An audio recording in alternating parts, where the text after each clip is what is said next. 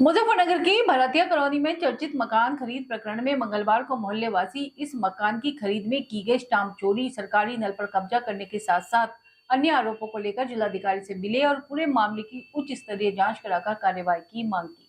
Bhartia colony में चर्चित मकान खरीद प्रकरण में मंगलवार को मोहल्ले वासी इस मकान की खरीद में की गई स्टाम्प चोरी, सरकारी नल पर कब्जा करने के साथ साथ अन्य आरोपों को लेकर जिलाधिकारी से मिले और पूरे मामले की उच्च स्तरीय जांच कराकर कार्रवाई की मांग की। जिलाधिकारी से मिलने पहुंचे मोहल्ले वासियों का कहना है कि आवामी हिंद पार्टी नामक संगठन चलाने वाले नदीम आदि कुछ लोगों ने भरतिया कॉलोनी वाल्मीकि बस्ती में एक मकान खरीदा था, जिसमें बड़े पैमाने पर स्टाम्प चोरी कर सरकार को राजस्व की हानि पहुँचाई गयी। उन्होंने जिलाधिकारी को बताया कि इस मकान का बैनामा नदीम द्वारा आवासीय में कराया गया है, जबकि इसका उपयोग राजनीतिक पार्टी का कार्यालय खोलकर गैर आवासीय कार्य के लिए किया जा रहा है। जिस मकान का बैनामा कराया गया है उसमें मौके की स्थिति के निर्माण को छुपाते हुए फर्जी नक्शा लगाकर नक्शे में संपत्ति पर केवल 2 कमरे निर्मित दिखाए गए हैं, जबकि बैनामे के समय की संपत्ति पर 2.5 मंजिल भवन निर्मित था।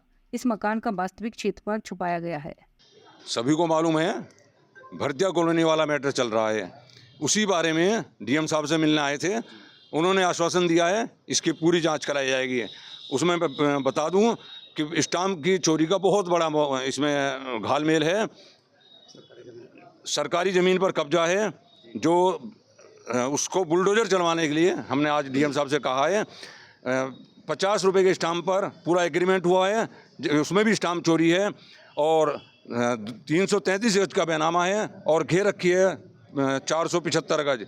इस सब मैटर पर मोहल्ले के लोग डीएम साहब से मिले और डीएम साहब ने आश्वासन दिया इस पर प्रभावी कार्यवाही होगी। हाँ, उसमें बैंक में भी मिली भगत हुई है। बैंक में उसके जो पहला बैनामा है वो 40 लाख का दिखा रहे हैं और बैंक ने तुरंत उस पर 80 लाख का लोन दे दिया। ऐसा कैसे हो सकता है? केवल 2 महीने के अंदर ही, और वो 1 करोड़ 17 लाख का आगे उसने सौदा कर दिया है। इसमें भी स्टाम्प की चोरी है।